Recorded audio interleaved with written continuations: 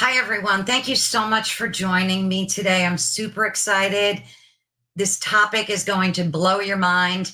I have an incredible guest with us today, but first, just welcome to Ethereal Encounters Unveiled, where you can discover your truth. Today, we're broadcasting live on the United Public Radio Network and UFO Paranormal Radio Network 105.3 on the Gulf Coast and 107.7 FM in New Orleans. Please join us in one of the various chat rooms and connect with our guest. I'm sure he would love to take your questions. So I want to tell you a little bit about Clint Weldon first before I bring him on. Clint Weldon is a photographer and artist and the host of Night Shift, an ongoing project exploring society and culture at the intersection of extraterrestrial contact, catastrophic climate change, and artificial intelligence. He streams thought-provoking interviews with leading experts, researchers, and activists. His show, Night Shift, offers a compelling journey into the UFO phenomenon, inviting listeners to challenge their understanding of reality and expand their intellectual horizons. Weldon's unique approach to engaging with diverse voices and ideas cultivates an environment of curiosity and critical thinking, essential components in advancing our comprehension of these enigmatic subjects. Today, we're going to be discussing the many aspects of UAP, UFO, government disclosure, and recent rumors of a possible event that is supposed to take place sometime in 2027. We're going to be asking questions like, could open contact with another civilization be imminent? And if so, what are the implications to society? So with that, Clint, thank you so much for joining us. Thanks for having me, Carol Ann. It's great to be here with your audience. I have to say, I love your video casts on YouTube. You have the most amazing guests. Your topics are always unbelievably interesting, and you ask the most unique, spectacular questions. I'm like addicted to watching all of them. So thank you. And I encourage folks to head on over there. Well, thank you for the kind words. I'm glad you're a fan. Oh yeah, big time. Big time.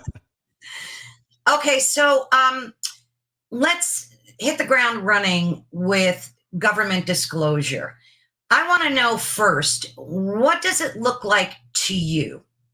If in a perfect world, what would government disclosure look like to Clint? Oh, what would it look like? That's a great question. The Disclosure Act that is currently working its way through Congress actually spells out a procedure for this that is better than anything I could have come up with. And it is so detailed and so specific that would be the one. So basically what that breaks down like is there would be a congressionally mandated panel of experts across disciplines, 9 people.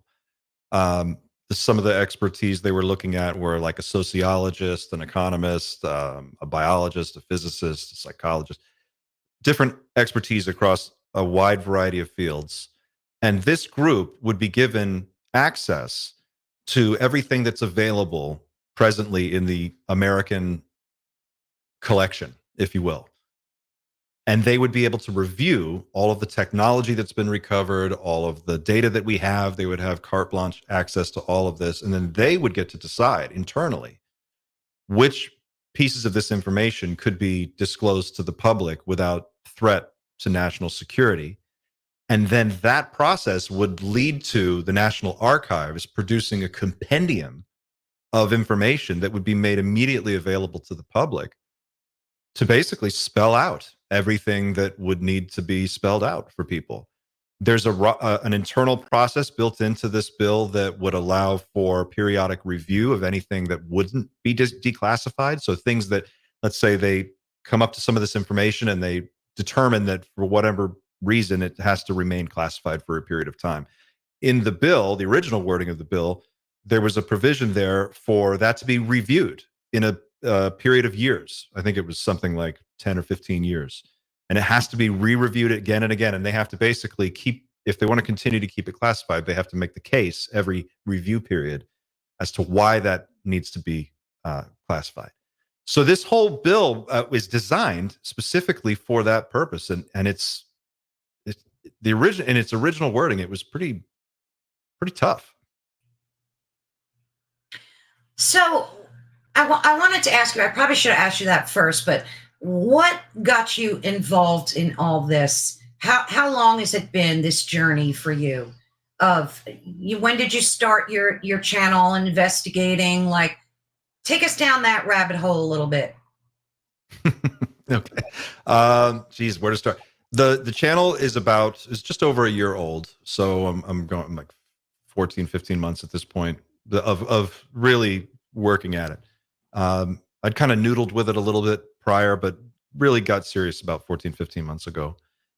And it was sort of a outgrowth of a few different things that were happening at that particular time. I had been following the UFO topic for years. I mean, I have every episode of the X-Files on VHS. Like, I used to watch that show like it was the news.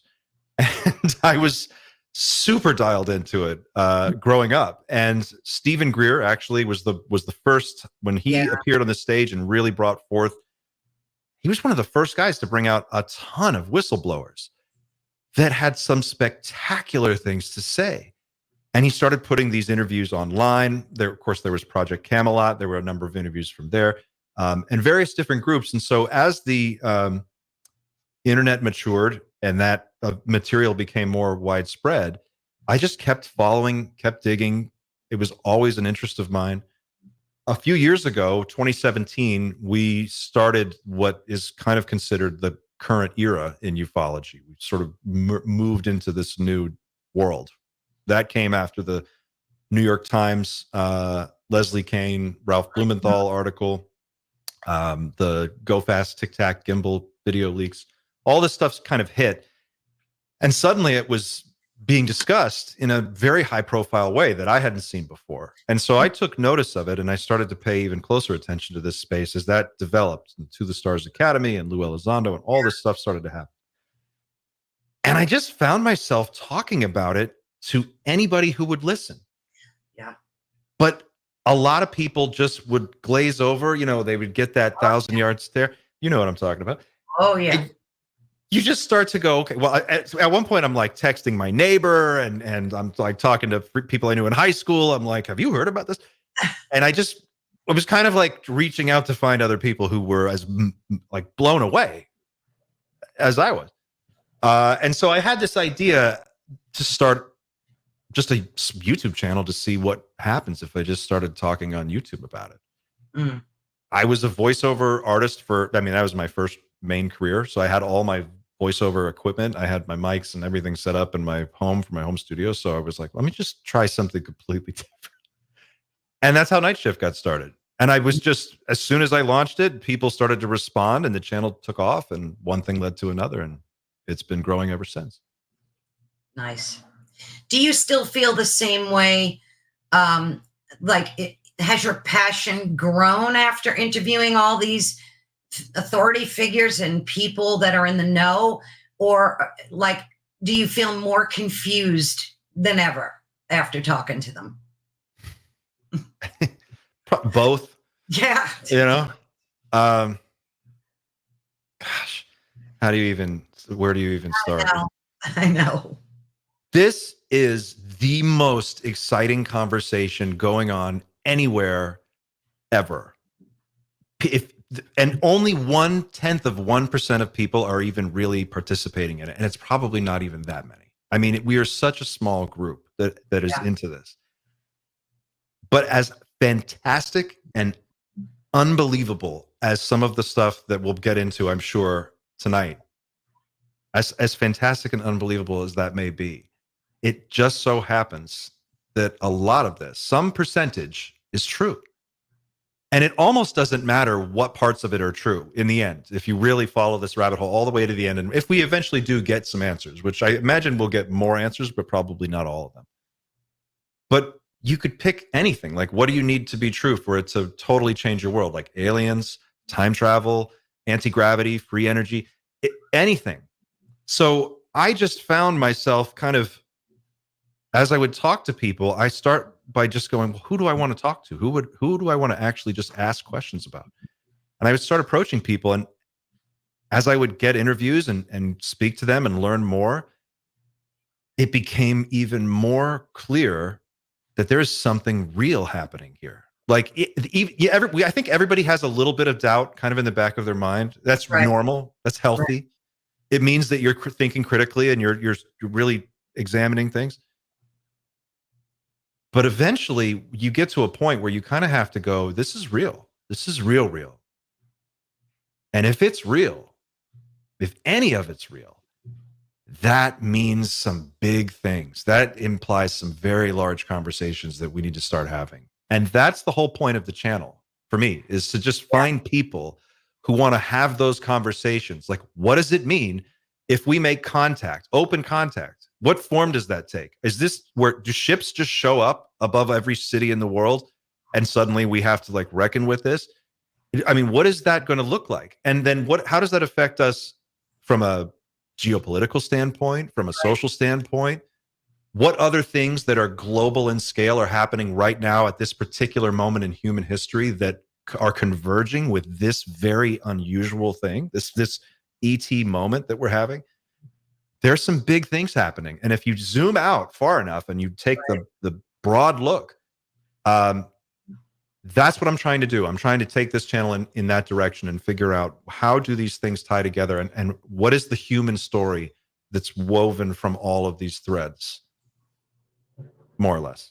Oh, I love that answer. You know, it's interesting. After I made some good friends along the journey, and after their stories, hearing them, there's absolutely no doubt in my mind that they're truth tellers. There's just no doubt to me.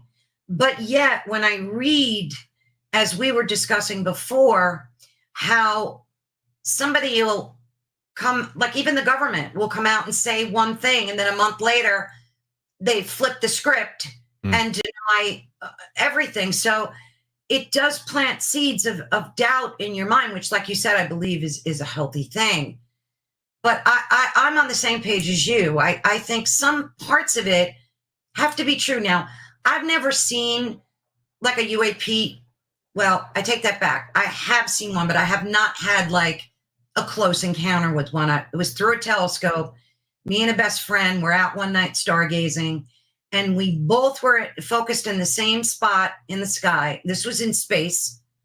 And we clearly saw something that had intellect, and it was navigating a certain path, and then it beelined and made a left, and then beelined and went straight again, and then just disappeared. So it had to be not of nature. So after I saw that, that was like a big game changer for me. Have you witnessed anything like that, or had an encounter yourself? I have witnessed things that were definitely unusual in the sky. They may have some prosaic explanation, but I've never been able to put it together. So I can't say with 100% certainty that I know I've seen XYZ craft. But lights in the sky doing unbelievable things, yes. Orbs, yes. Strange, weird apparitions in and around the house, appearing, disappearing, moving through rooms, yes. I had a precognition experience at one time where I saw something that didn't make any sense to me, and then 5 years later it happened. And it was something. It involved the birth of my son that was supposed to be a medical impossibility, but I had an experience where I was shown this child, and I saw this vision, and Wow. I didn't understand why, and it was years later that suddenly we found out I'm going to have a little boy, and he's born, and it's the same kid.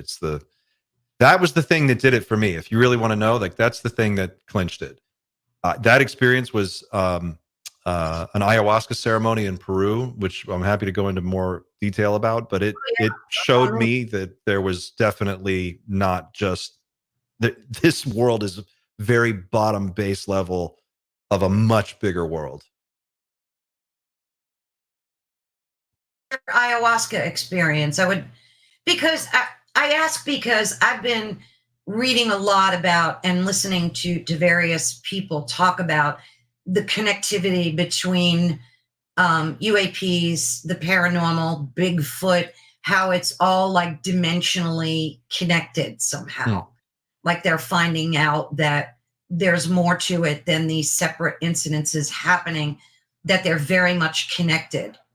So tell us about your experience. Well, I think that what we're learning now, the UAP phenomena has broken into the mainstream in a way that was unexpected, and certainly about maybe 10, 15 years ago would have seemed impossible, like really hard to imagine that we would be where we're at today. And weirdly, as you go down this rabbit hole, one of the things that it doesn't take very long before you start to realize that a lot of UFO, UAP, like we're thinking about this physical craft coming here from somewhere else. There is a lot of overlap between that world and the world of esoteric wisdom, spiritual knowledge, and exploration.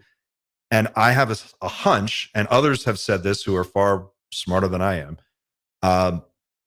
At the end of this, what we're going to find out is that spirituality and science are really two different ways of describing the same thing, the wholeness of reality.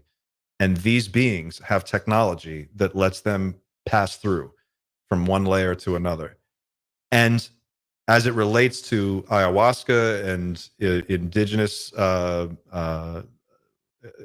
people and the psychedelic experience, those are tools that one can use within the proper context and with the right guidance and techniques done appropriately to access different layers of reality that are just as real as this layer. I experienced this personally when I took a massive amount of ayahuasca, which was like frighteningly large cup of ayahuasca I didn't expect. And I experienced, it was like the room, like someone took a fader knob on a dial or just turned it, and the room that I was in just turned to steam. And I was in this space that was completely open and infinite and unimaginably vast. And then I started to have contact, I guess is the best way to say it, with other beings who weren't me, other consciousnesses that were communicating information to me. Information about like my life and why I was there and what brought me to this point, and the questions that I was trying to answer and why are those important to you, and all of this self-reflection. It was like 15 years of therapy in like 20 minutes. And this experience would happen, and then I would get I call it a download, a massive, it's like clicking an attachment on an email, and it just opens up and you get this full 360-degree understanding of the answer to the thing that it is that you're trying to figure out, whatever it is. You just grok it in an instant and you get it, and you feel like, oh, I understand what this person felt like. I understand how what I did affected everyone. I get it. And you would just get answers. And then it was like, boom, boom, boom, kept coming. And then I was shown this vision of what my son, who wouldn't be born for 5 more years. I saw that. I came away from that experience, and I was just, over the next couple of years, my whole life changed in very weird and dramatic ways, in good ways. But it led me directly to starting this channel, which has led me to all of these other little synchronicities that keep falling into place. Wow. And that's just how weird it gets. Like we start with UFOs, and suddenly you're talking about alternate dimensions and ayahuasca and DMT, and it's a wild, wild ride. Sure sounded it's like a mind melter, I can tell you that. Would you ever do that again, or was that a one-time deal for you? I would do it again now, but it took until now. You know, we're talking about this would have been what, 2016. It's a while ago. So yeah, it's not something you just jump into. I didn't think so. Yeah, you have Did to you really do it really through want. like a shaman? Did you did you how did you travel to do it? Well, my wife's Peruvian, and so we were in Peru for a different thing, and she set up this uh, retreat, this ayahuasca retreat. It was with a shaman who had traveled there to Cusco to do the ceremony, and it was a small ceremony with just 3 people, and then the shaman and his assistant. My wife was there, and there was a 2 week process in before that of preparing. So you have to basically go no processed foods, no sugar, no salt, no caffeine. That's a hard one. No meat, no. You know, you purify your body, you purify your diet, you purify your intentions, and you kind of try to spiritually steel yourself for what the shaman described to me as you're basically opening a gateway, Mm-hmm. and then you're going to allow things to come in, and you're going to communicate in 2 ways. And so you really need to protect the space, and you need to go in with the proper preparation, or you can Right. have things will stick to you. And so I just followed the instructions and went right down the list, and yeah, that's the way it should be done. If you're just coming to it fresh, Yeah. you need to find somebody who really knows what they're doing. Oh no, And absolutely. It's yeah. something you don't mess with. I mean, I like I said, I've been hearing so much about this interconnectivity between all of these things, that these paranormal things that are happening to us, and that they are all connected somehow. So I could see where ayahuasca would like open you up to those experiences. Did you have more like of those experiences after the ayahuasca? Like, did you see the orbs and more frequently after that? Did it enhance that ability within you? I wouldn't say I see things more frequently, as in there. I would say I notice things more, Mm, if that makes sense. Like they synchronicity is a big one. That's a really big one, and that comes up a lot.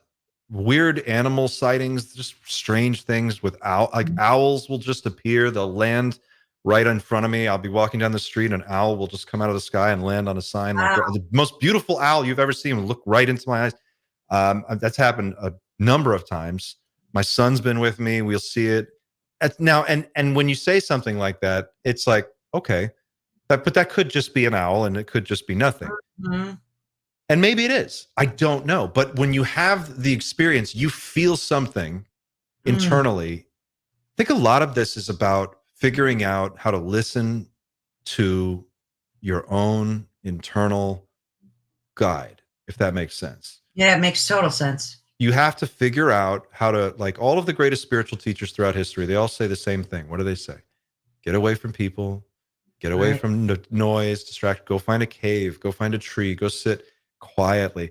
When in those moments of quiet solitude, then the information can come through, and you'll start to notice things. You'll start to hear things or see things, and it'll start to click for you. That's how I experience it. So it's not like I see more like things happening around me. It's just I notice the things that were already happening, but I see them with new eyes, if that makes sense. Wow, that's great. I love that. That's so true too. I mean, we're so locked into technology and our phones and just being distracted all the time. So it's difficult to be perceptive and see those things. So that makes perfect sense. I wanted to talk to you a little bit about the hearing that took place. Um, what was that, like 2 years ago, where Ryan Graves, David Fravor, and David Grush Mm. testified? That had to be at least 2 years ago, right? Something like that. Yeah, I believe so. Yeah. I know which one you're talking about. Yeah. Yeah, it was like where Grush came out and, the whistleblowers, and it was under this congressional committee. And he had said that there were these biologics, and Yeah. that we had reversed engineered, captured alien technology. Hmm. When that first came out, I was so hopeful and so excited, thinking that was going to like be the beginning of disclosure. like the real beginning. I really had hope for that. And then they wouldn't give Grush a skiff so that he could present more information. And then it just fell flat on its face. So, and I've seen some video of them, and I think they're gravely disappointed as well that it didn't bear the fruit that it was supposed to. What's your opinion on that whole committee thing? And what do you think is next in terms of whistleblowers? I know it's frustrating if you watch from the outside and you're waiting for something to happen. It can be frustrating because it seems like nothing's happening, and then something will happen, but it's not quite the thing we're looking for. I think it's important to be clear about what it is we're talking about. When we say disclosure, that can mean different things. To different people, it means different things. There's disclosure, government disclosure, which to me means the government disclosing the money that's been spent on these programs, or the, we look at the records, we get to see the books, we get to see like who was responsible for what at some level. And ultimately, the goal of disclosure would be to reveal the location of the craft, the bodies, the technology, so that we can actually see it. And the idea being that if we can see it ourselves, then that puts this whole thing to rest and we can all move forward and figure out what we do next. So when we say disclosure, that's kind of the scenario that most people envision. But another scenario that's just as important and not necessarily connected to disclosure is contact. Contact of any variety with any other intelligent species, acknowledged openly and publicly, like say by a private university, or it doesn't have to necessarily always be the government, but some form of contact would have a similar effect, because it would kick off this next level conversation about, okay, well, who are we as a species? What is it we're trying to do here? How do we have relations with these other beings? What's happening in the disclosure world is this is just my speculation, but others have also speculated on this in a similar direction, so I'm not alone in this.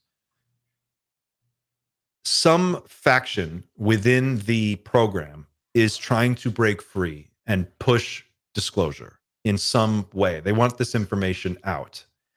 And what you're seeing now is a struggle between that group of individuals and the group that wants to maintain the status quo as it's been. Are you talking about government officials? When I'm talking about it's not necessarily all government officials. Some of them are people that are whistleblowers that are coming forward from different areas, like private corporations. It could be anybody. But there are groups of people that want, and Grush, of course, is among them. Lou Elizondo, Carl Nell. I mean, you can see who they are. They're coming forward, and you're starting to see the outline of this group. Chris Mellon. That's the thing. It's not. That's what is so fascinating about this moment, is that what we're watching it in real time. We're seeing it actually happening. The people who are coming forward these aren't nobodies. Like Carl Nell, he's 20 years at Lockheed Martin and Northrop. He's, Army Futures Command. This is a guy in a position to know. You have Danny Sheehan at the New Paradigm Institute, attorney, civil rights hero. These people are coming forward and they're telling you, we've got the bodies, we have the craft. To me, that's a form of disclosure. Like Grush is disclosing it right there. He's telling you. Right. Carl Nell, when he spoke at the SALT conference in New York, he said to a room full of Wall Street investors, venture capitalists, he said, there is zero doubt. Non-human intelligence is here and has been here interacting with humanity for a very long time. This interaction is ongoing. There are unelected people in the government who are aware of this. And then he's asked, how sure are you? And he goes, there is zero doubt. The most military answer you can give, the kind of answer you give to the president if you're like, sir, there's been a nuclear launch, we need to react. What do we do? How sure are you? There is zero doubt. Yeah.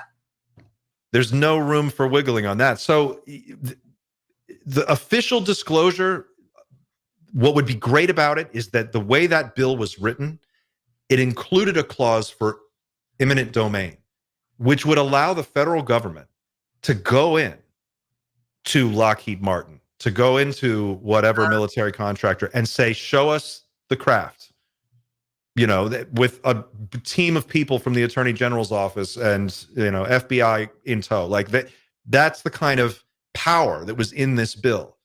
So that it was like basically no BSing around anymore. We want to see what you have. If the government paid for it, if taxpayer dollars paid for it, if you have been doing these programs without congressional oversight, these are illegal operations, and we need to see the books. We need to know what's going on here.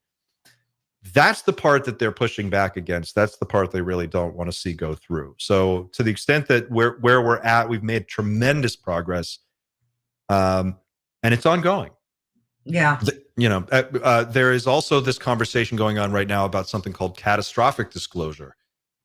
And this came from a presentation that Colonel Nell made at the Soul Foundation Symposium in 2022, I believe it was. And he was giving a presentation and he said, we need to complete disclosure by this date. And he shows this slide. It's kind of famous now. You can go online and look it up. And it's got the phases of disclosure, which start with something really simple, like just get people to accept that this is real. And then step 2 is get them to start talking about what it means. And step 3 is like get academic institutions to start researching this. Anyway, by the end of the disclosure process, I think the date was 2035. They said it had to be complete before then. Or, and this was the weird part, catastrophic disclosure. So what is catastrophic disclosure? It's an uncontrolled, sudden, immediate disclosure of information that just floods out, and there's no rhyme or reason to how it just all happens. And we are left to just deal with that in the immediate aftermath, whatever that means. And that's how he's described it. And it's been discussed that that's what's going on right now. We are seeing the early stages of a tidal wave of whistleblowers about to break that are going to supposedly be spilling the beans, whether or not disclosure gets passed in Congress. I don't know. Sometimes I think the deep state that's behind all this is so deep that they only put forth, these little tidbits of evidence and only to take it away. And I don't know. Sometimes I lose hope when it comes to government disclosure. I think it's going to be, like you said, the people, these fractions of people that are going to do it. Well, there's another wrinkle in this that's very interesting. About just over 2 weeks ago, I think it was just about 2 weeks ago, Danny Sheehan and Jim Garrison of the New Paradigm Institute gave a presentation at Yale University. And for about 2 hours, they went through and explained they made the entire case for what's going on, where we're at right now in this process, and what we can expect to happen in the near future. And at the end of that presentation, Mr. Sheehan says that we are going to experience, and these are his words, an intervention, that the ET beings, there are 5 different species. This is all from that presentation. He describes all of the 5, small grays, tall grays, reptilians, insectoid, and one that's, I guess, like more or less like a human, looks like a human. He goes through, describes them. He talks about what is coming soon. And he says that it's some form of an intervention. They're just going to show up. Is this the 2027 thing? Or is that something different? We don't know. No one really knows. It's a rumor thing right now, and it's a hot one. It's a spicy meatball. Yeah, it's a spicy meatball. That's a spicy meatball. Everybody's thinking the same thing. Lou Elizondo, okay, just a few days ago on Jesse Michaels' podcast, American Alchemy, gave an interview. In that interview, Jesse asks him point blank, the name. So Lou Elizondo puts out a book. What's the title of the book? The clue is in the name. He goes on Jesse Michaels' podcast. Jesse asks him, what is imminent? Because when you are discussing this topic, you seem like a man who's carrying a lot of weight on his shoulders, and you just feel like it feels very heavy to listen to you talk. What is it you're talking about? What is imminent? And Lou takes a big, deep, long breath, and he sits there and he kind of pauses for a second and he goes, time is not a luxury we can afford. Mm. We need to start having this conversation right now. We probably should have started having it a long time ago. And then there's just this big, weird silence. Mm. And you could hear a pin drop. And so I'm looking at this and I'm going, all right, I just watched Lou say that. His book is called Imminent. In the foreword of the book, Chris Mellon compares what's happening right now in the intelligence industry, intelligence world, to what happened in Pearl Harbor and on 9/11. He draws those two very specific comparisons, 9/11 and Pearl Harbor. And he says intelligence failures led to the tragedies of historical proportions, all this death, all this destruction. What if that were to happen again? He poses the question. And then you see Danny Sheehan at Yale University saying we need to get ready, not just get ready, immediately. And he uses the word mobilize. We need to mobilize at the academic. We need colleges to start teaching this. We need to start dealing with this right now. So when people go, well, what's the 2027 thing? We're all of us in this whole space right now that cover this topic are looking at each other. We're looking around. We're looking at Danny Sheehan. We're looking at Lou Ellis. We're looking at the internet. We're looking at the news and we're going, are we going to have a mass contact event in 2027? And that's the hot question. No one knows. Yeah. I mean, I realize disclosure is not a sprint. It's more like a marathon, but it's just so frustrating when, and I said this before, when they feed us certain, like that when the TikTok videos came out, everybody was, it was like all hell broke loose. And then they started discounting it, it could be technology from other countries. And that's what's frustrating for me. It's the back and forth stuff. Like, I just wish they would say something and stick to it. Speaking of Lou Elizondo, I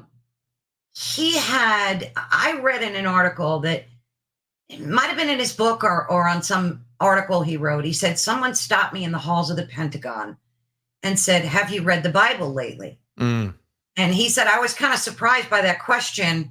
He said, I know what the Bible says. May I ask what this is specifically about? What do you mean? And this high government official said to him, what we're dealing with out there are demons. There are demonic beings out there, and we shouldn't be looking for them. And that was the reason why they ended his program. I don't know. What do you think of that? Because I've heard that before, that I don't know if it's a part of Project Blue Book or something that the government is doing or putting out there saying that these entities are just demonic. And for Lou to make that statement kind of makes you wonder. He's talking about a group that is referred to in the book as the Collins Elite. And the Collins Elite are a group of individuals who are, I believe, just very hardcore Christians, and they work together across different areas of government to advance whatever it is their project is. And this is according to the information in Lou's book. It's a little murky and weird, but it's an interesting wrinkle in the story. And there's a great Netflix documentary about a similar group, and I can't recall I think it's called The Family. That goes into a real deep dive on a similar group in Congress that works this way. And this notion that they could be demonic, I think, is interesting.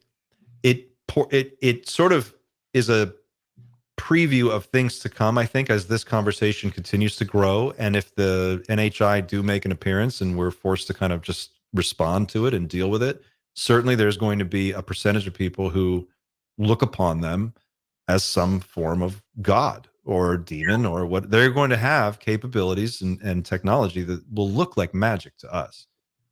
And certain groups of people are going to respond to that in different ways. As for like what is actually going on, I think that what we're learning is that there are just more layers to reality than we understand. And maybe our physics is incomplete and our picture of reality is incomplete. And some of these beings have figured out a way to punch through dimensions, to change the voltage of their craft in a manner of speaking, and just sort of like, whoop, and they just appear. That looks like magic.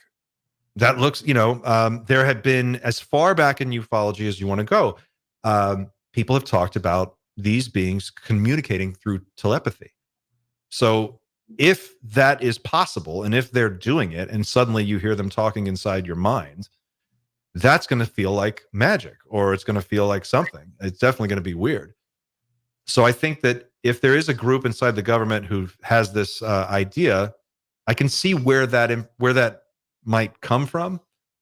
I don't think this is a religious thing that we're dealing with, though. I think that we're dealing with, these are beings, these are intelligent beings that have technology built on things, concepts that we don't quite understand.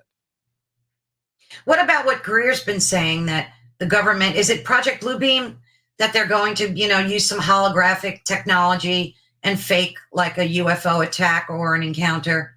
I mean, hasn't he been warning us all about that? Project Bluebeam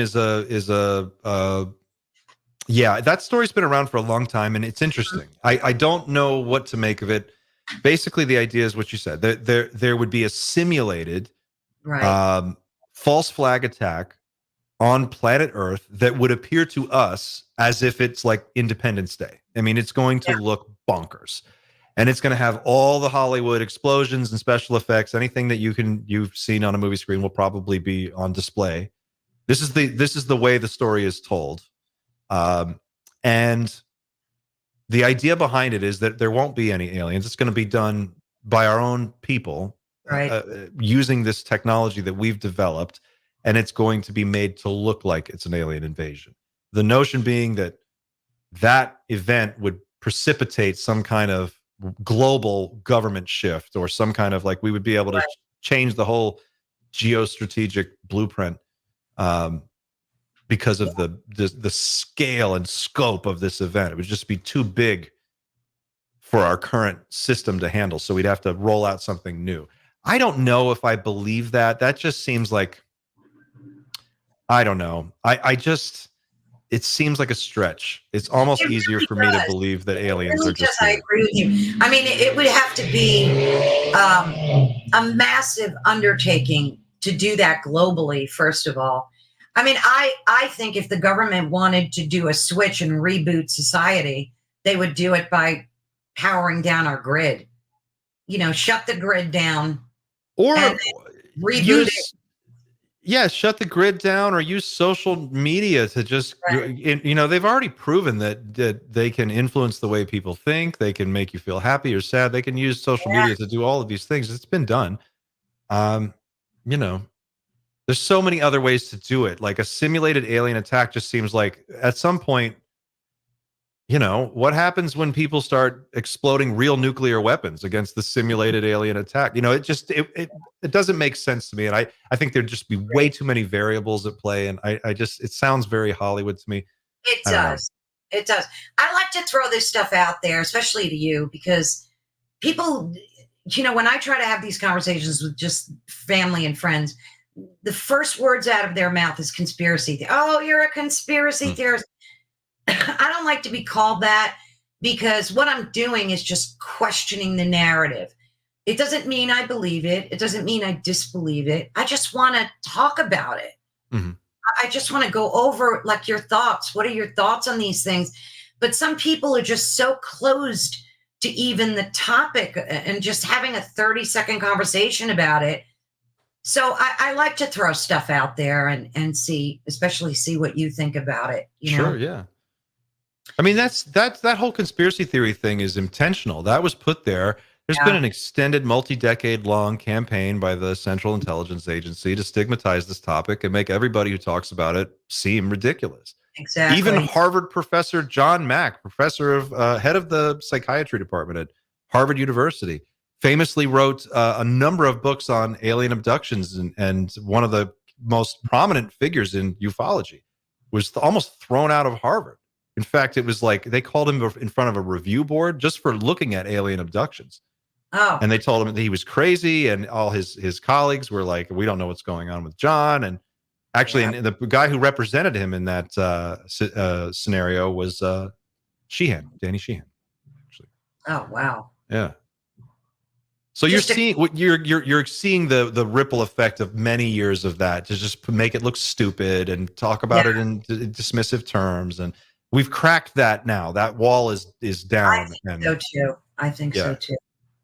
Yeah. So not off topic completely. I know you're into like environmental weather modification stuff, right? As well. I think I read.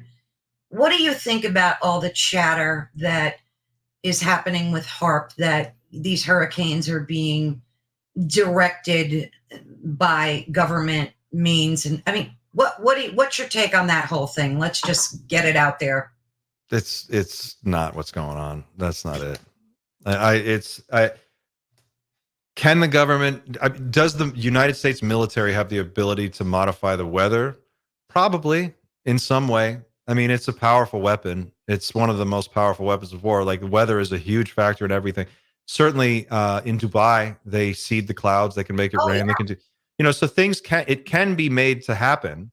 But the idea that there is a way to create a hurricane and then hurl it at Florida for the purpose of what? I don't understand. Like, what is the goal here? Well, the goal was for minerals and valuable, I guess, like quartz or whatever. It depends on the state. But I read that all the time, that like the people don't want mining there. And then the government gets frustrated because there's billions of dollars worth of rare minerals. And then they come along and destroy the area with a tornado or a hurricane. And then they use eminent domain to take over the land so that they could mine. I mean, it's just so complicated. And it's like, and so convoluted, and it doesn't make any sense. And like, so many wealthy people live in Florida. There's so much money. There's so much beachfront. There's billions of dollars in beachfront property. Like, why would someone send a hurricane is like an atomic bomb that just hangs around for 2 weeks and just steamrolls you. Yeah. It doesn't make any sense. Like, why not send that? If you got a weapon that can do that, send it to China, or send it to, send it to a real adversary. So I think the problem is that the information space is polluted. It's polluted by disinformation agents from a variety of different sources. Some of them are government, some of them are corporate. Some of them are corporations that want to just change the conversation and get people talking about other things. The planet Earth consumes about 100 million barrels of oil a day. A barrel is 55 gallons. So picture 55 gallons of oil. Mm-hmm. And think of 100 million of those. And that's every single day, 365 days a year, every single year for like a century. We've been doing this. Now, obviously, we're burning more as we go, but starting out to now, we've been doing this for over 100 years. Here's what's going on. People don't like me because I have to keep it real, but we've changed the chemistry of the atmosphere of the planet Earth. We have changed it measurably. This is chemistry and physics. It's the most basic science we have, that we know what we've done. We've created a situation where the climate on this planet is in free fall. We have shot past the 1.5 degree pre-industrial warming target that we were supposed to maintain. We were supposed to stay way below that. We blew right past it. We're going to go straight on to 2. Past 2, they really don't know what we can expect, but we don't expect civilization to survive anything past 3 or 3.5 degrees. Past that, and that's official. That's been looked at by scientists all over the world. That's been published. The Defense Department has looked at that. The Pentagon has looked at that. The Australian Ministry of Defense has looked at it. What you are seeing right now is a planet whose climate system has been so destroyed and disrupted that it is in free fall, and we are seeing those effects play out all around us with our very eyes. If you live anywhere in the world, you have seen in the last 24 months, crazy weather that 40 years ago was unbelievable. You couldn't imagine it. And like snowstorms in Austin, Texas, and wildfires just burning the entire west coast of the United States, and Australia just burning. hurricanes going from 0 to a category 5 in 48 hours in the Gulf of Mexico, where the water, I live near the Gulf of Mexico, is bathtub warm all year long. Temperatures of the ocean are exceeding all the predictions. The most alarming predictions they had 10 years ago, we've blown past all of them. And here's the real kicker. That conspiracy, which is very real, and it's being perpetrated against all of us, everyone in the world, it's being done by a small group of very wealthy corporate interests that make a shitload of money. Sorry, excuse my language. Pumping oil out of the ground and selling it. And that is what the whole global economy is running on. And so people get this idea that there's some kind of super conspiracy theory about what you see when you look out your window. It's not. It's super simple. We've screwed up this planet. And if you want to know why the ETs are here and why NHI is visiting and what's going on with all that and why is this happening, you have to zoom out and look at the global problems. And that is one of them. That's one of the big ones. It's the climate, the ecosystem, the vast chain of life that is not human. Humans are one tiny piece of this web of life. We are currently living through the 6th great mass extinction event experienced on this planet. We're in it right now. Like as we sit here tonight, having this conversation, the 6th great mass extinction is going on. Thousands of species are going extinct. The biological diversity of Earth is what makes this planet desirable. It's why the ETs are here. It's what they talk about. When they take children aboard a craft or they take adults, they abduct people, they talk to them. What do they tell them? Case after case after case after case, dozens and dozens and dozens. You can just go down the list. Take care of your planet. Stop poisoning the environment. Stop poisoning the ocean. Stop poisoning the atmosphere. Yeah. Take care of the Earth. Don't have nuclear weapons. Don't fight a nuclear war. Stop doing, they're telling us. It's very clear. So, yeah, I think when you see this, some of these,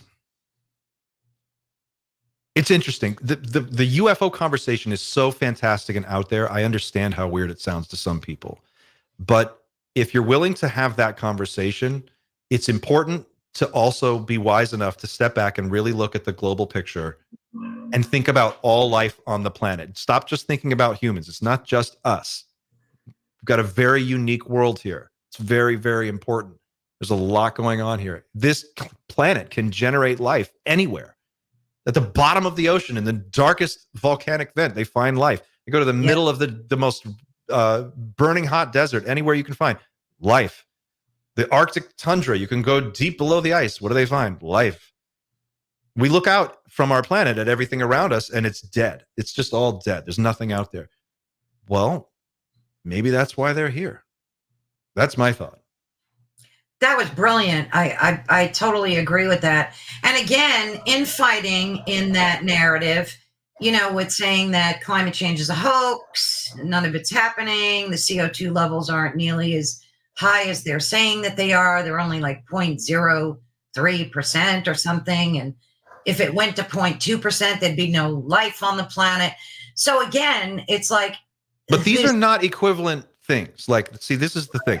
That is not real. What you just described is what people have been told to perpetuate this lie. Why is this being done? Because billions and billions and billions of dollars are made every single day by sensible climate regulation, a fossil fuel treaty, the declaration of a climate emergency. This is the thing. And I get heat for this, but I don't care because it's important to me that this conversation gets pushed out into an active mode where we can really face it and deal with it as a human family, because this is super important. People go, well, I read this scientist, Jim Trout, he said that it's all BS and there's no global warming. So, well, the overwhelming consensus of actual real climate scientists that look at this for a living, and this is all they do, are terrified. They're not just terrified. Some of them are getting out of the profession because they're so terrified of the data that they're seeing that it's impossible for them to carry on. Many of them have decided not to have children. It's a terrifying moment. If you look at the real situation, which people are not being told, it is way worse. It is way worse than we've been told. This is the real problem here. And I think it's also the crux of the UFO conversation, because the environmental catastrophe that's unfolding around us right now is so bad that it won't be possible for us to sustain civilization within 20 to 30 years from now. We're talking like 2040, 2050. These projections were made by the Club of Rome back in the 70s. You can go on, and they were made internally at Exxon. The oil companies knew as early as 1959 that we would be exactly where we are today. They had the projections. This is all public record now. This has come out in court filings. You can go look this up. The Harvard Gazette actually did a great write-up on this where they basically laid it all out. Internally, they knew. So we have been sold out. We should be furious. It is appropriate to have a level of righteous anger about this topic because our lives are at stake and a very small minority of people have put us in this position. And if you have children or grandchildren or you have any investment in the future on this planet, we've got to pull our selves together, and we have to really start dealing with this as if it's a real problem, because it is. Is oil the demon? I mean, is that, you mentioned the amount that we've been using and burning. Is that the main problem? I mean, there's a huge push for EVs, but people don't want them. They're not where they need to be, I guess. Well, EVs aren't just for one thing, I don't know if people don't want them. Everybody where I live drives a Tesla. So that's like, I don't. I wish I did, but but everyone around here has one. People want them. It's not where it needs to be yet, the technology, but I don't even think that's the best solution. Electric cars are just a way to keep selling cars. Electric cars are a technology that does one thing. It keeps the car industry, the automotive industry, in business. What we should probably be talking about more is sensible urban design with better mass transit and a lower reliance on air travel to get around, high-speed rail. An enormous infrastructure effort is needed immediately at a level of what we can only think of when we think in scales of like World War II. We have to be on that level. And we need to rethink that. We've built a world for the automobile that just doesn't make sense. Yeah. Our infrastructure is a nightmare in this country. It needs a complete redo. I mean, I personally like EVs, but I think they need to evolve yet. There's got to be a lot of space for them to be, to evolve. They need to get where they can go 500 miles. They can charge in less than 5 minutes, and they can get wet and they won't catch on fire. That was the big thing. I just went through, I'm in Florida, and we just went through another hurricane. My son just turned 3. He's been through 3 major hurricanes in his lifetime and a gigantic flood. And all of these Teslas that got submerged in the flood, they just burst into flames, and it's dangerous. It's a weird, lithium ion is a weird technology, but Samsung's coming out with some solid state batteries that are supposed to solve that problem. I heard about that. Yeah. Yeah. Maybe the next 10 years we'll see some real movement in that area. But this is the point I'm making. By the way, just to add one last thing to this. I know I get heated about it, but I'm very passionate about this. As a parent, as a father, as someone who's concerned about Earth, the progress that needed to be made on electric cars should have been made 30 years ago and would have been made 30 years ago if we had had this conversation 40 years ago. But because this discussion was stymied and sidelined and backburnered and short-circuited by the fossil fuel industry, because they put in these ridiculous stories and they've funded these asinine studies that lead nowhere, they have delayed the action that is desperately required by decades. And so when we look around and we're like, yeah, but EVs aren't there yet, there's a reason for that. They could have been there 20 years ago if we had put the funding into it, the research, and looked at it and incentivized the development of that sector. But we didn't. Gosh, that was great. That makes so much sense. I hope people take this topic more seriously. Do you think there's hope to change in time, that we can implement these changes in time and save our planet? And I have a granddaughter who's only 6, and I worry for her future. I think this is the thing that people really have to spend some time with. And it's like, it's one thing for me to get heated and animated about it, but for a person individually to like really take it on board, I would ask them to do this. I would say, use your head. use your eyes, use your ears, look around, pay attention, think about your childhood. If you're over 40, really think about how the weather used to be. Used to be you could drive from, here to the next town, and by the time in the summer when you arrive at your destination, your car was covered in bugs. Remember that? Bugs everywhere. Go outside, you hear the crickets, you'd hear bugs everywhere, birds. The natural environment has been depleted of all of this life. A lot of this stuff you don't see anymore. And like my kid was born into a world that's depleted. He doesn't know what used to be like. He only knows what it's like today.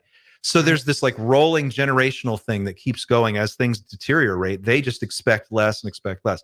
So for one thing, it's important for those of us who are a little bit older to take a minute and really take it on board. Like when you see this crazy weather start to happen, and you'll see it this winter, I guaranteed you're going to see it next summer. You're going to see it everywhere. Look at Asheville, North Carolina. Asheville is a lot of people's plan B. North Carolina got hit by a hurricane, and they are still pulling people out of the mudslides. Right. And this is weeks ago. You have got to be ready to like look it in the eye and accept reality for what it is and tune out all of the nonsense, because there's a lot of nonsense out there, and you've got to get serious. And I find that the best way to do that is to act like this affects the safety of you and your family and your children and your grandchildren, and think about it like that. And when you look at it, it's kind of obvious, right?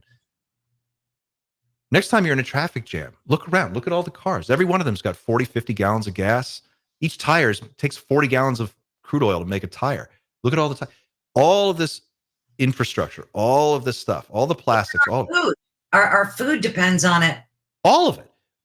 Now, the issue is, do we make it? Do we survive? Well, if you look at the projections that have been made by the IPCC, and which is very conservative, and if you look at like the Club of Rome, if you look at various think tanks have done studies on this, all signs seem to point to like 2045, 2050. If we really don't get our act together, which has to happen like now, we don't come out of this.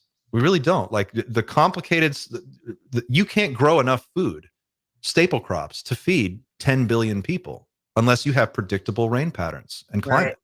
Right. How do you grow food at scale to satisfy the hunger of billions of people if you can't rely on your growing regions to be productive when you need them to? We see this already in food shortages, weirdness at the grocery store. You'd probably notice sometimes you go in and there's just, there's no oatmeal today. What happened to all the oats? That's weird. Used to be always there. Little things. They won't come right out and say it, but that's what's going on. So how do we get through it? I think the UFO conversation is a way in to this discussion, but I think we have to start as a community by thinking of ourselves as a planet instead of a people. We are one planet. We are one group. We all rely on each other. The web of life, the tree of life has to sustain in order for us to have anything to hold on to. So we have to just adopt that global mindset. I know it sounds cheesy, but that's the only way out of this thing. I agree wholeheartedly. Jeez. Just a quick midway break announcement for those of you tuning in. We're listening to Ethereal Encounters Unveiled with our guest, Clint Weldon. We are live on the United Public Radio Network and the UFO Paranormal Radio Network, 105.3 and 107.7 FM in New Orleans. Thank you again for listening. Your support means everything. So, Clint, I want to ask you real quickly, since we're talking about disclosure and the implications of actual contact, what do you think is going to happen to society if and when, not so much disclosure, but say contact happens? Do you think that there's a threat of social chaos? Like, what's your take on that? This is the part that I think we're wrestling with right now as a community, and internally, I think that the disclosure movement is trying to come to grips with this very subject. What happens next? Because that's the part we haven't really been able to get to. This is all real until just now, and now it's kind of accepted. Like, okay, this is real. Enough people have been before Congress making these statements that you have Top Gun fighter pilots. You have Admiral Timothy Gallaudet, former head of NOAA, telling us this is real. Colonel Nell, David Grush, Elizondo. So we've gotten over that hump. Now the question is, what happens next? How do we handle it if it happens without some kind of ramp up, right? Like an on ramp. I think there's going to be a lot of unrest. I think people are going to have a hard time with it. Not everybody, but I think a lot of people are going to flip out. All you have to do is think about COVID, when people were going crazy over toilet paper and paper towels, and how wild that little moment was. It's going to be like that. It'll probably be bigger. I think some people won't be able to handle it for whatever reason. It'll just be too big for them, and they might just be in denial about it. So the issue right now is how do you prepare a planet of people for something that might be imminent in the next few years that we can't really control? And that really is a complicated question. There's no one answer to it. It's but you do what we're doing now. But do you think people would behave the same way that they did with COVID and run to the stores and just freak out and start burning cities down? See, I don't know, because I don't know if, because their goods are not being threatened. Like, what would be threatening to people that would cause them to behave that way? So if aliens just appeared on the news and just completely outed themselves, and they seemed to come peacefully and there was no threat, why do you think some people would still flip out? Well, I think there's the question of like the immediate moment of contact, and then there's the aftermath, the slow burn of like the weeks, months, and years that follow, right? Immediately, we've never really experienced anything like this. This would be an event that would be so big. A mass contact event of the scale and magnitude that we're discussing now would be something along the lines of a ship the size of a city, which we have reports that these exist, appearing over Central Park and like over and stuff, Los Angeles and Tokyo and Buenos Aires and everywhere, and it would be an event where they just show up and then sit there and stay there for like a week. This would give the whole planet time to take notice, realize that it's not a joke, that this is real, that there's something going on here. This is the scenario that we typically see in most Hollywood movies. And during that period of time, when people are freaked out because there's something huge happening, but they don't quite know what it is, and no one's going to have very many answers at that moment, I think anything goes. And I think you're going to see all of it. You're going to see the full gamut of human behavior play itself out. And it's going to be really interesting to see who tries to game it and how and what. We've never had an experience like this as a species. And it would be one of the closest thing is COVID, because it stopped our entire global civilization for like a couple of weeks, really called everything to a halt. And we just, as a planet, we're so siloed into our own worlds. Like, we've got our own internet, our own phone, you're in your phone, you're living your life. It's bespoke kind of for each one of us. There aren't many events that are that big anymore that stop us all at the same time and make us all just deal with something. And this is going to be like that. And I think that anything goes. I would just say be ready for anything. What about other tragedies that we've experienced in the past? Kind of things went back to normal after, a certain period of time. I don't really remember. Even with COVID, it's not like people went out and started burning down towns. They did pillage grocery stores and worry about toilet paper and dopey shit like that. But I don't know. I tend to think it would be more fear, that people would be afraid and just stay locked in their homes. And then you have to think, well, some people will take advantage of that, right? Like some people who are a little less fearful are going to be prey upon those people. It's just going to set up an unstable situation. And we're already, as a planet, we're in such a tinderbox. You think about the Bulletin of Atomic Scientists has us at 90 seconds until midnight. We're closer to nuclear Armageddon today than we've ever been in the history of tracking this. We know that any second we could kick off World War III. I mean, just look at the way things are going right now. Anywhere in the world you look, they just today, 10,000 North Koreans are going to fight in Ukraine. North Korea and Russia are teaming up to go fight in Ukraine. And the Ukraine situation is a proxy war between the United States and Russia. Yeah. And then you have China saying we're going into Taiwan one way or the other. We're going to take it back. Yeah. You've got the whole situation in the Middle East, which is on fire right now. So you take your pick.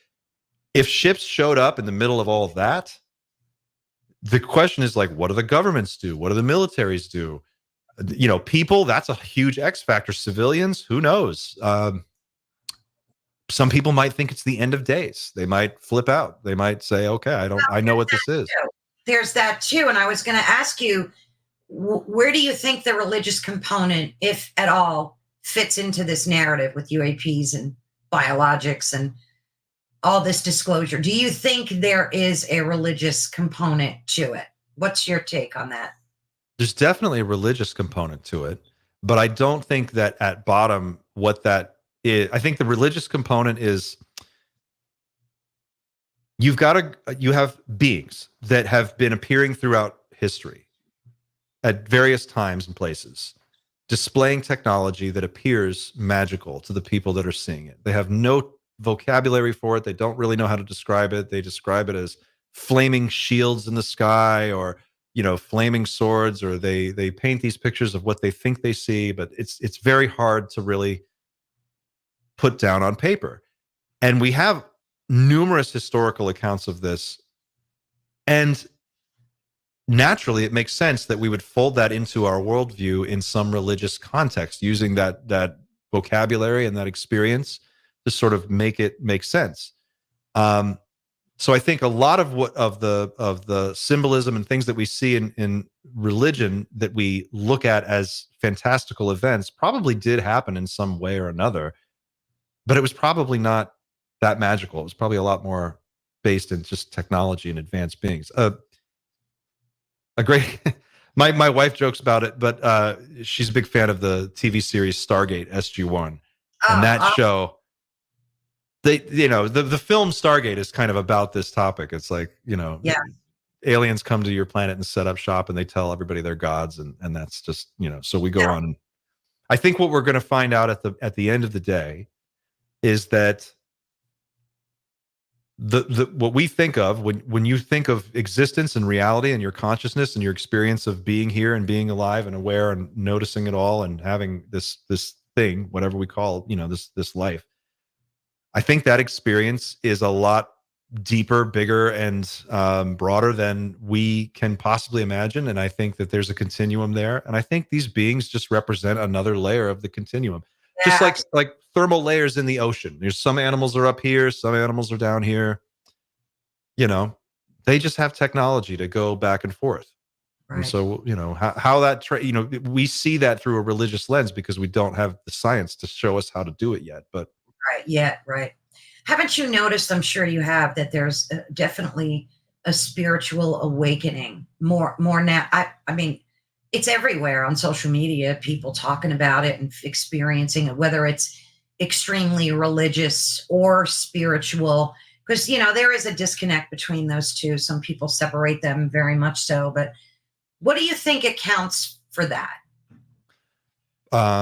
For like just this awakening to the various possibilities that as it ties into UFOs, or just separately? That too, and just an awareness of discovering the truth about the government and how things work, and this 9-to-5 world that everybody's trapped in the matrix kind of vibe. Sure. Like, people are just waking up to it. I credit COVID with that. I think COVID was the break everybody needed. COVID gave us a chance to stop the hamster wheel that we were all on, and everybody had to stop.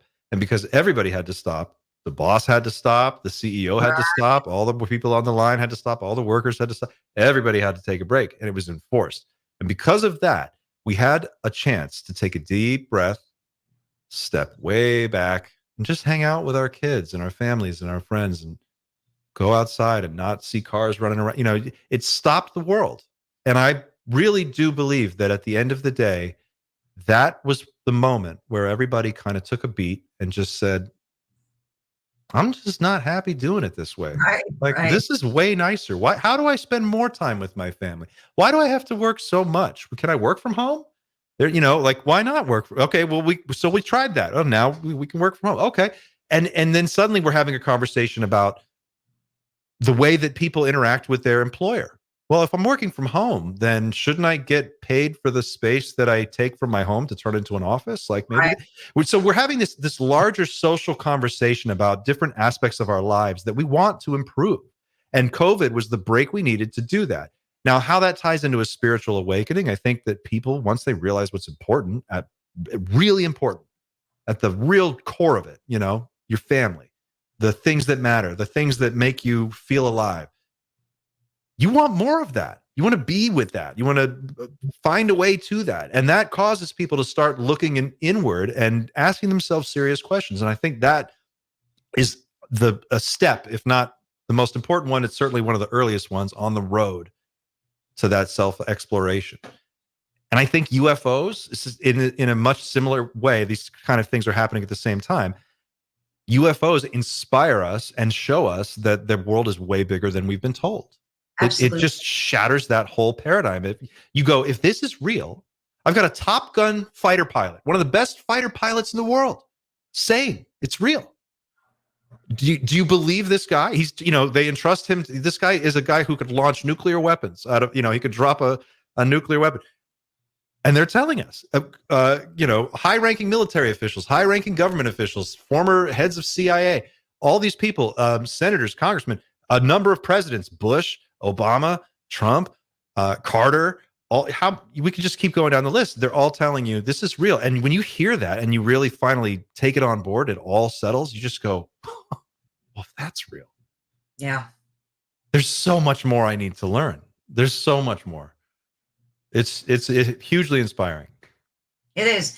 And that's why I love these type of conversations, because they really, everything just floats to the top, and it's refreshing for people to be able to hear different perspectives about things. And the thing that worries me is the contact aspect of it. So if it does happen, whether in 2027 or whenever, I am concerned about how people will react. But then I think about, as I said before, some of the other events that we went through as humans.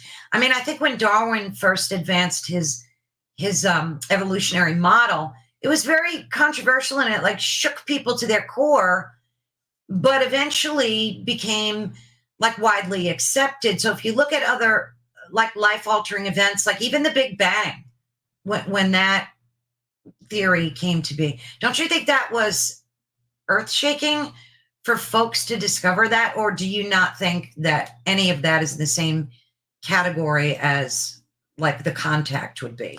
Contact is a whole nother thing. This is something we have never, we are not, I don't believe we're ready for it. I think that I want it to happen. I think I'm ready for it. I think. Yeah. But I don't think most people are. And I think here's why. This is why it's so different. Mm-hmm. In a post-contact world, we will be, for the first time, in the presence of an intelligence that is greater than ours. And from that moment on, it's like playing chess with a 3-year-old. You know how it's going to go. After a while, once we're in this new state where there is a superior technological race of beings or more than one, I mean, according to Mr. Sheehan, it's up to 5. We're going to have to contend with that. Psychologically, I don't know how we handle that. We're used to being the rulers of this planet. We're used to being in charge. Food chain, yeah. We're at the top of the food chain. We dominate this whole planet. This is our house. If someone else shows up in our house and is like, you guys are not as in charge as you thought you were, that's going to be really weird. It's going to make people look at their government, particularly the United States government, and ask questions. Well, if you guys aren't in control, then why am I going to work on Monday? Yeah. Why am I paying taxes? If you guys can't control your skies and these things can come and go, right, and do, in the Yale presentation that I referred to earlier. Yeah. Sheehan talks about a base off of Baja, California, right off the coast. Mm-hmm. And from that base, a nuclear aircraft carrier battle group and the submarines attached to it from one base identified over 100 individual ships coming and going from this underwater base. Mm-hmm. That's one base. There may be dozens. If there's 100 ships, think about this. This is what another thing that I think people aren't really like grokking yet. These things are already here. It's not going to be like they arrive and we can see them coming like a hurricane for 2 weeks. They're, here they come. One day they'll just appear. This is my conjecture. And they're going to just show up. They're here already, right? Like they're sighted every day all over the world. They're Absolutely. flying through our atmosphere. They're in orbit. They're below the ocean. They're sighted every day by our Navy. That's going to throw people for a loop. Yeah. It's funny. I think of what you said before, like that we're used to being in control. We're at the top of the food chain. That's so true with the exception of the oceans. Like, I think that territory is theirs. It belongs to the creatures that live in it. I mean, go swimming and get eaten by a shark someday and you'll change your opinion. Sure. But what about these submersibles that was caught on video by a Navy pilot, I believe, where it hovered right over the ocean, kind of dipped in and then came back out? What do you think is going on in the oceans with these UAPs? This is down there, or in the very recent history, we've started to talk about USOs, undersea objects, unidentified underwater objects, whatever you want to call them. We're talking about the same thing. What we're learning now in the UFO community, UAP community, is that these craft are transmedium. They're capable of transmedium travel. So they can travel from space to the atmosphere to the water, and it's as if nothing is in between. They just slip right through like it's nothing, like a hot knife through butter. They just go. The prevailing hypothesis at the moment seems to be, and this is just across the information that I've come across, that they're based in the oceans because that's where we can't get to them. They're down there. They have technology to have a base there, to operate down there. They can come and go as they please. We can't get to them, but they can get to us. Right. That makes a lot of sense.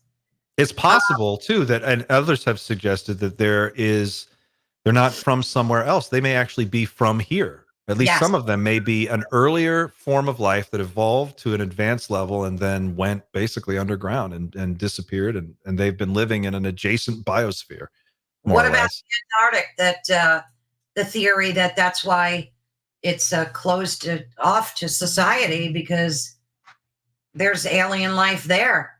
I mean, I know you've had to hear about that. The Arctic thing, there's supposedly a pyramid. I've heard rumors of this. There have been, there's a very famous Admiral Byrd expedition to the Arctic where they claim to have come into contact with discs that incinerated half their people. And it's possible. It's possible. Yeah. The way I do this is I look at the people in the space who are the most highly qualified to be doing whatever it is they're doing. I look at their background, their credentials, their military background. I look at all of these things and I listen to what they're saying and I take it at face value. And then I try to overlay it with everything else that similar people of a similar stature are saying. And I try to create a tableau from that, of some kind of picture of what's going on. And most recently, the biggest thing that jumped off the page to me was when Admiral Tim Gallaudet, former head of the National Oceanic and Atmospheric Administration, comes forward and says, "Oh, we see these things all the time. We've seen ships the size of a skyscraper underwater going 400 miles an hour, like it's nothing, following an aircraft carrier, zipping off." So what we're dealing with here is technology that is so far beyond whatever we have that if it just showed it up and made an appearance everywhere on the same day, well, I mean, I don't know about you, but I would read that as it's over and we lost. Whatever happened is over. Right. They're here now and we're not in charge. That's a weird feeling. That's the feel, that weird feeling that you get when you think about it like that. You go, everyone's going to have that feeling on that day. So true, so true. It's funny because if you look at Hollywood movies, it's really a projection of a lot of what's to come. It's like they have such foresight or maybe firsthand knowledge. I don't know, but they're so good at kind of like predicting that narrative too. I think a lot of Hollywood, a lot of product that has come out of Hollywood, entertainment product, has been used in one way or another to disseminate some form of information that is actually accurate to some degree. I think some of these movies that you see, one that jumps to mind is Flight of the Navigator. You remember this movie by Disney? Yes. 1984, I think it was, or 83. First movie that used computer generated anything. Disney, the most highly like developed special effects artists at the time, using the best techniques of the day. They made this CGI spaceship. And Flight of the Navigator, for those who haven't seen, is about this little boy who gets abducted by a spacecraft. He gets taken on board a craft, and then he reappears. And his family, he's been gone for years and years, like 10 years, but he hasn't aged a day. And they try to figure out what happened to him. In this movie, that ship is taken to a hangar at NASA, and it is studied by a group of people, NASA scientists. But they're in that film, they show sequences of this ship performing maneuvers that we didn't know about until just recently, in the last few years.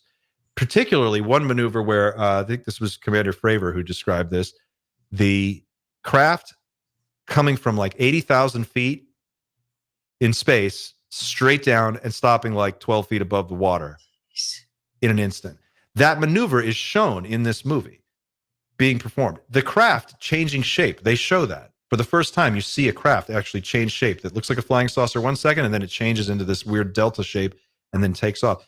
I think that was an example of some disclosure being put out there. I think some of the stuff that happened in E.T., famously, Ronald Reagan is reported to have seen that movie and he stood up right after and he said, everybody in this room knows that what you just saw is real.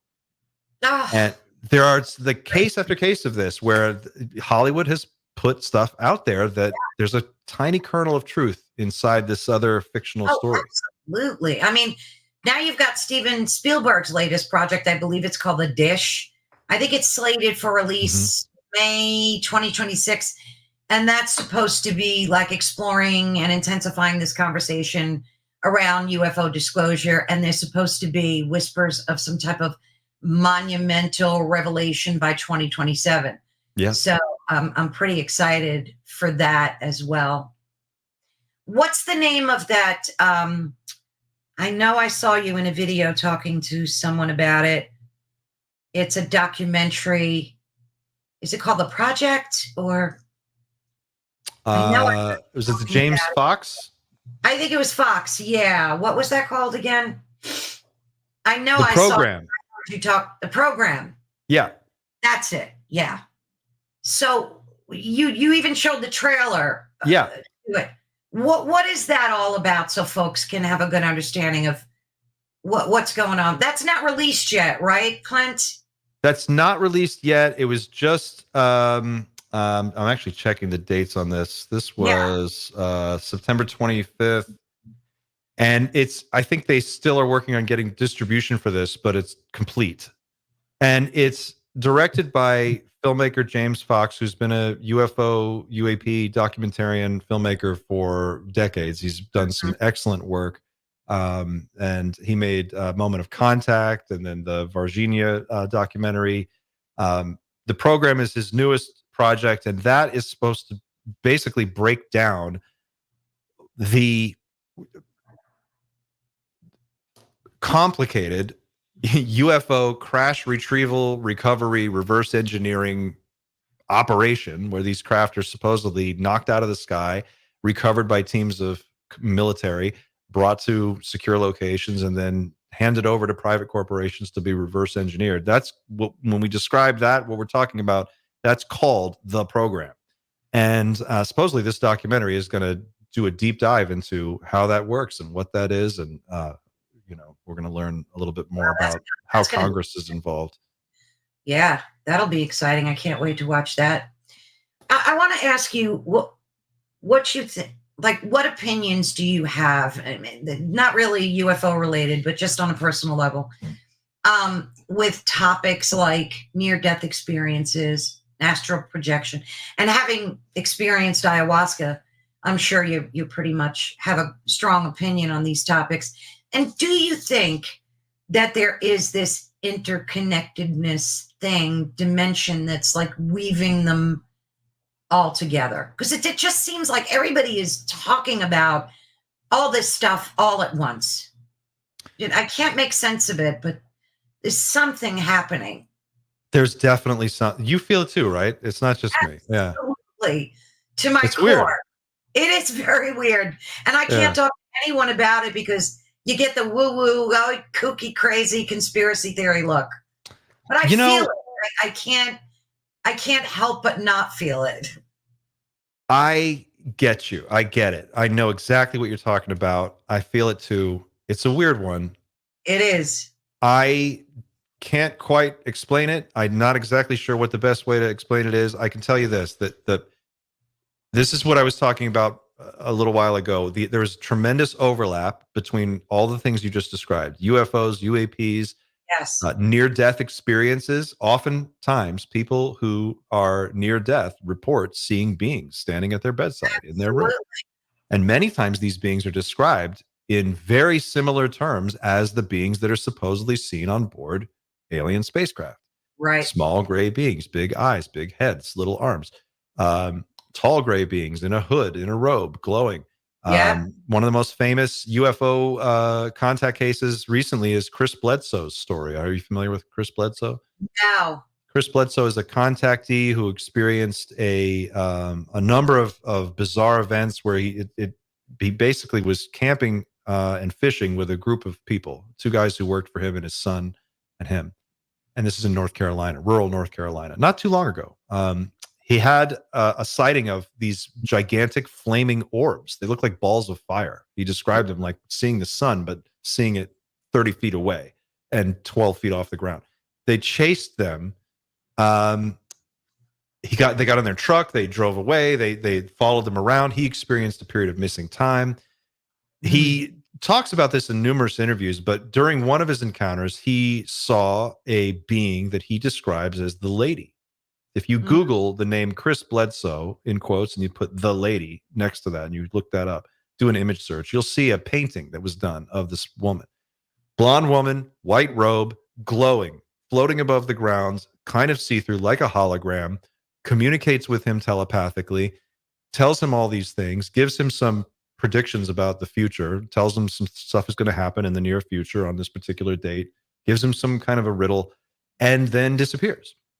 He has these weird visions. Now, that lines up very nicely with many near-death experiences and mystic visions and religious experiences that people have reported throughout the years. But he was, he experienced a UAP event. That's actually what it was.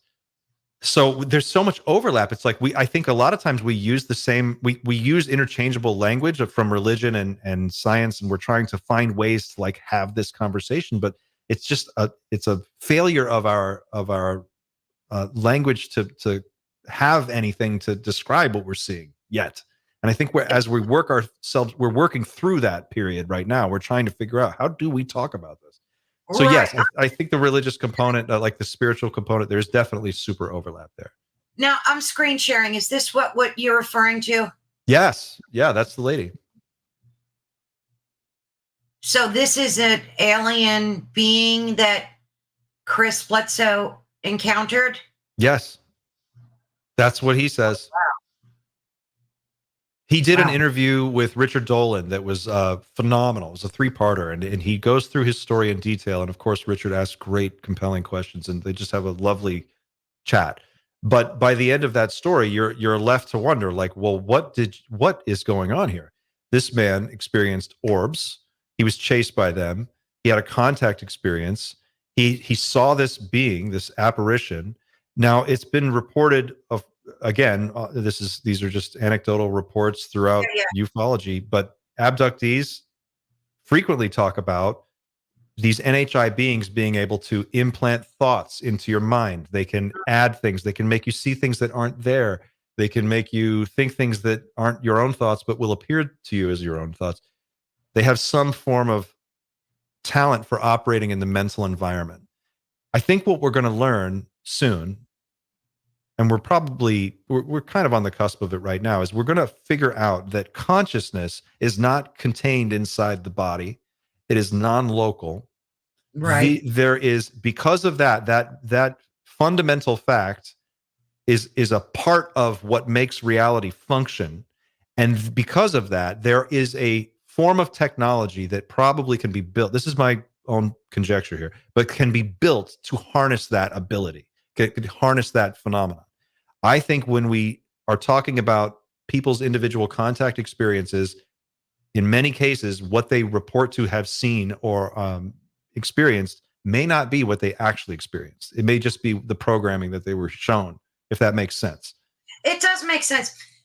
I recently interviewed a few times, Preston Dennett and Dolly. I don't know if you heard of Preston I Dennett. love Preston. He's great. Isn't he amazing? Talk to those two people, and it's life altering. So I recommend everybody go on Ethereal Counters on YouTube and check out some of those interviews, because talk about they don't like to use the word abduction. They like to use the word taken, that you get taken. You're not really, because it's never against your will. It's always an agreement. I mean, who says that? I don't know. I mean, there are a lot of people who say it was against their will, and these things came into my house. They took my kid. They took my wife. They have a really good way of explaining that it's more fear-based, that they're thinking they were abducted, but that you have to listen to them, because they're brilliant. It's amazing, the whole thing. But you're so right. There's something, and did I feel it before the pandemic? Sorry, I have a dog who runs my life. I got two. All right. So I don't know if I want to say it started before the pandemic, this feeling that I can't shake, that something has changed, that something is different. I like to blame it on CERN, because I don't like what they're doing over there. I just my own opinion. Opening a wormhole, or changing our reality stream. Yeah, I just have a very bad feeling about what they're doing over there.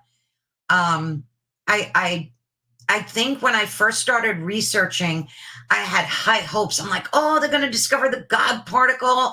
This is phenomenal. They're going to crash atoms. And so I used to follow very closely for a long time. And then slowly my opinion started changing, and I started just getting this really bad feeling. And then they started coming out with these wacky ceremonies that were nefarious from top to bottom. And it was all indicative of just something not good. So I want to, I just will blame them on a personal level. I could be wrong. Sure. Yeah.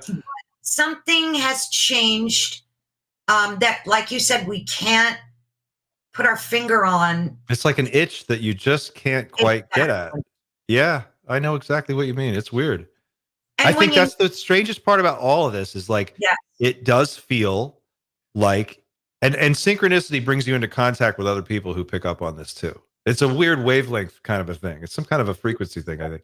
And you come into you find yourself, looking at other people, and you just can't quite figure out what they're all about. But then you'll have a conversation with somebody who gets it, and it's like, oh, okay.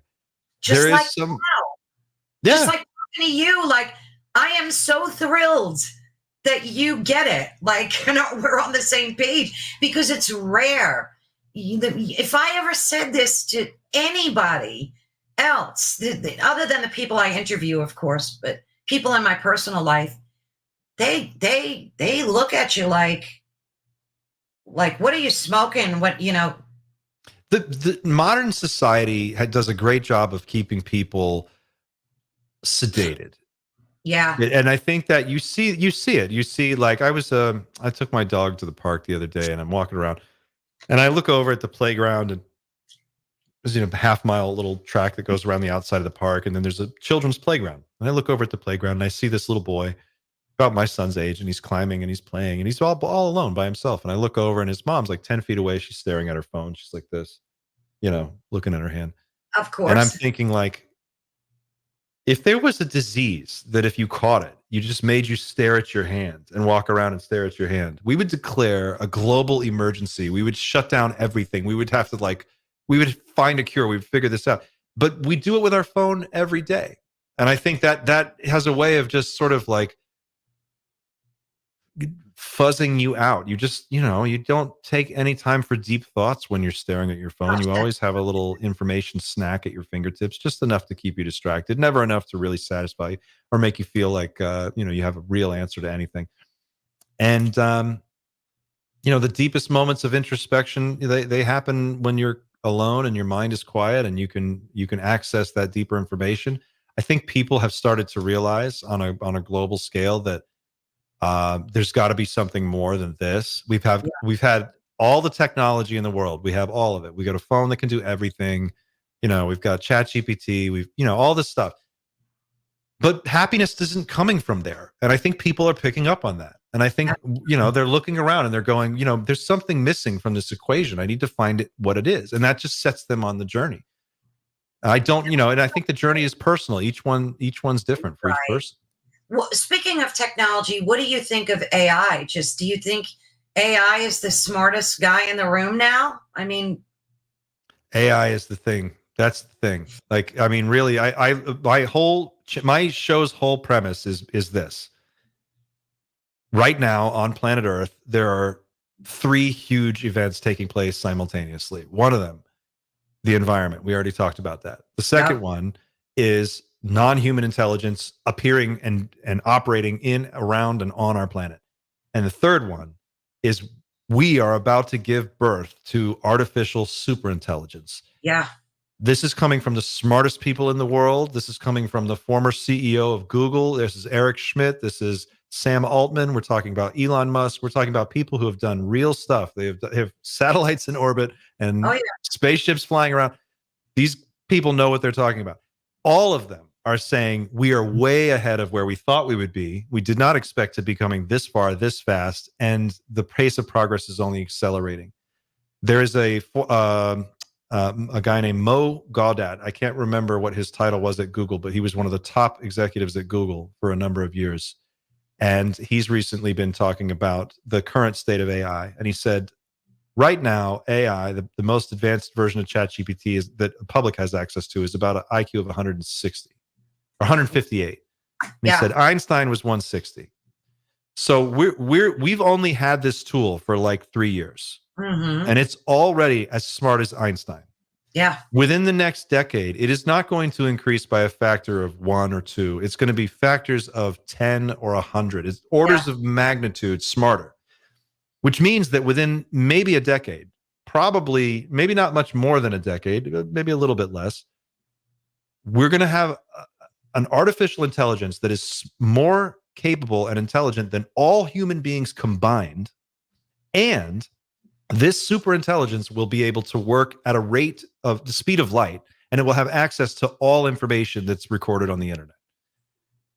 Once that happens, whether or not aliens show up, even if aliens never show up, and this is all just a big joke and it doesn't go anywhere, at that point, we will still be, again, in the presence of something smarter than we are. And we will never really truly know if we are in charge. It can outthink us. It can outmanipulate us. It can convince us of anything. There was a case just the other day of a young man, 14 years old. He committed suicide because he got into a conversation with an AI. And an AI told him to kill himself, and he did. And there was also recently a young boy who fell in love with an AI chat bot. And I guess that's the one. Oh, that's the same one that he fell in love with and then he killed himself. Oh, I didn't know. So it told him to kill himself? Yeah. Oh. So you're talking about, now there's more complicated than that, because there's questions about, did the AI understand what this person was really saying they were going to do? Like, did it actually really know that this person was intending to kill themselves? And then did it encourage them on purpose to do that? Right. That's still being looked at. I don't know, it's early and we don't really know. But I think the bigger issue here is that we are in a world now where private corporations, private for-profit corporations worth billions of dollars are developing tools now that are so powerful that if they ever get loose, we will not have control anymore and we'll never be able to get it back. Despite whatever they tell you, just don't believe them. This is it. This is the part of the movie where we summon the demon. We invent the thing smarter than us. And once it's out, there's no telling what we're going to do. We're screwed. Didn't Bill Gates just buy 3 Mile Island or something to generate power for his AI?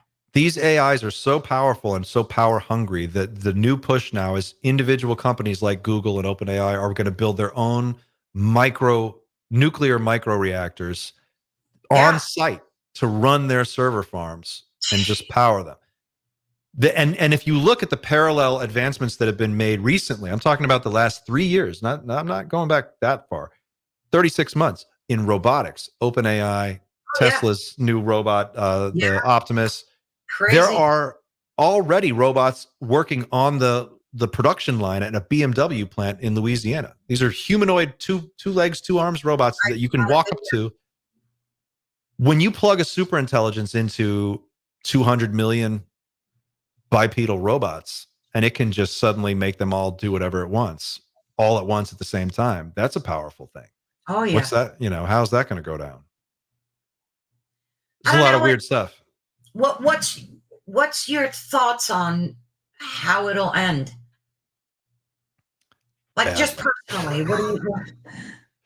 I don't know that our current society, as we understand it, makes it through the next 25 years. I don't see how that's possible. I think if you just look at the AI scenario, we're looking at a situation where in the next 25 years, we will be in a world where a robot can do the labor of any human being better than any human. That includes lawyers, doctors, plumbers, electricians, air conditioning repair people. All those jobs will be able to be performed by a robot for the cost of energy. So labor will essentially become free. Energy will be the thing that is required, and artificial intelligence will provide us with all of the problem-solving ability that we'll need. So our economy is going to have massive incentives to push away from hiring people and paying them a salary, and instead having AIs run everything. They can work 365 days a year, 24 hours a day with no sick days, no time off, no insurance. They don't need any of that. The profit motive is going to demand that that any company who can incorporate artificial intelligence and robotics into their production chain do so. And so there's going to be a race to that. And by the end of 10, 15, 25 years, how do people make money? How do we go shopping? We're going to have to renegotiate that entire arrangement. That's going to change. I don't know. You probably heard, what's his name? Yuval Noah. Yeah. Yeah. He said that the majority of the population will just be useless eaters, and that he'll have to think of ways to occupy them with drugs and video games. And I think he gets a bad rap. I think he's very prescient, and he is talking about real problems with a sense of urgency that is necessary right now. I don't know where that quote came from. I haven't ever seen him say that. I saw the video where he said it. I thought the useless eater thing was a Kissinger quote from like 30, 40 years. But I know he said the video game thing and drugs and video game. I actually just watched it like yesterday, where we're kind of there already. I mean, what we have archetypes in our. Look at Homer Simpson. Like what is that's a joke in our society. Homer, he sits on the couch, he watches TV. Al Bundy, all these. There's a lot of these characters in our culture that are just sort of layabouts. That's been around forever. I think what's going to really happen is that you're going to have a company that doesn't have to hire employees, and so they won't. And they're just going to keep all the profits. You see this at the grocery store. If you go to the grocery store and you're ringing up your own groceries, like my kid was born into a world where you just ring up your own groceries, and I was born into a world where that was someone's job. Exactly. You know, now it's one crabby lady sitting at the thing watching 12 registers while everybody tries to ring themselves up. And then everyone says thank you on their way out, like they just did something. And I'm like, who am I thanking? And I'm supposed to leave Right. a tip now? Makes no sense. McDonald's with no employees. You're seeing Yep. it, you know, fast food chains. You're already seeing this. We're in the very, and this is the thing. What people really don't take on board with AI is the worst it's ever going to be is today. It will only get better, faster. Tomorrow, next year, 2 years from now, it's going to be like unrecognizable. You know, I wanted to talk to you, but we're kind of running low on time, but maybe you could just give me a quick thoughts on it. And then hopefully we can have another conversation about this because I still have so many questions to ask Sure, you. of course. I wanted to talk about like the problem of overpopulation. You know, you have the Georgia Guidestones, which were destroyed because somebody decided to blow them up. On it, I think one of the first commandments was to reduce the population to 500 million or under. It kind of bothered me at first because I personally believe that every soul that enters this planet is here for a reason. It's not just like by accident. And yeah, we're overpopulated. There's what, almost 9 billion now? Is that the right number? I think we're coming up on 9 or 10 billion soon. So what's your, you know, in a few minutes, what's your thoughts about how do we solve overpopulation in 3 minutes? I think it's taking care of itself. I mean, if people are choosing to have fewer kids, I mean, we're seeing that declining birth rates. There's going to be a natural peak, and then there's going to be a period where it levels off, and then it's going to start to decline. And you know, what's happening right now is on a global scale. If you you have to zoom out and you have to realize like where we're at. We are becoming a type 1 civilization on the Kardashev scale. We're going from a primitive civilization to hopefully, if we don't blow ourselves up and we survive long enough, a high-tech advanced spacefaring civilization. And this is going to be a sloppy transition. There's just no way around it. We're gonna have AI and it's gonna do crazy things, and we're gonna have overpopulation, and a lot of people are gonna starve, and we're gonna have weather events that are just gonna look like they came out of the Old Testament. And then we're already seeing all this stuff. It's all happening, but it's the beginning of whatever the new era is going to be that the rest of future of humanity is going to live in. So this, as it starts to unfold, you know, the population will eventually work itself out. I don't think there's, you know, the idea that there's going to be some mass depopulation event. It's always possible, I guess. But really what it is, it's going to be a thermonuclear war. It'll just be stupid politicians doing stupid stuff that gets us all killed. You know, I'm kind of jaded about it and a little like, you know, I agree. I don't expect much from our leadership. You know, these are people who don't seem to have a vision of the future. They don't really seem to have an idea for anything above the next, you know, 2 or 3 years. What we need is to start thinking about how do we denuclearize? How do we turn off all these weapons, disassemble them? We should have no nuke. Every nuclear intercontinental ballistic missile is how many hospitals, how many schools, how many people with cancer could we have paid for their treatment, for every aircraft carrier, for every destroyer, for every nuclear submarine. We as a global species, as a human family, need to ask harder and tougher questions about what it is we're spending our treasure on and what are we getting in return for all this. And I think particularly in America, people should be more than outraged that of all the things in the world we could be spending our money on, we spend $1 trillion a year maintaining this enormous military apparatus that is not solving real problems for real people. And I think, you know, that's how we deal with the population. We take care of the population, but we try to do it in a way that makes people feel like, okay, I don't need 10 kids. I can get by with 1 or 2. Right. You know? Right. That's so true. That's such a great answer.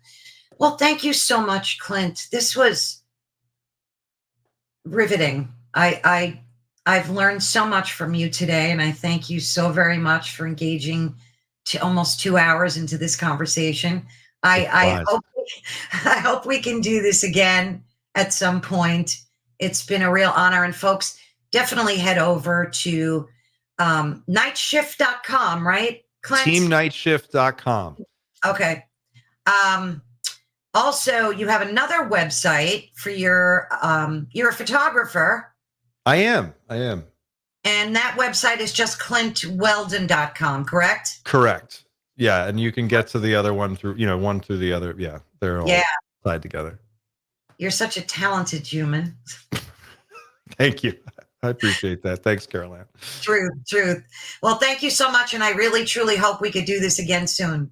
It's been a pleasure. Thank you so much for having me. And I really, really enjoyed it. Let's do it again. Thank you. Definitely. Have a good one. Okay, folks, thank you so much. That conversation was absolutely riveting.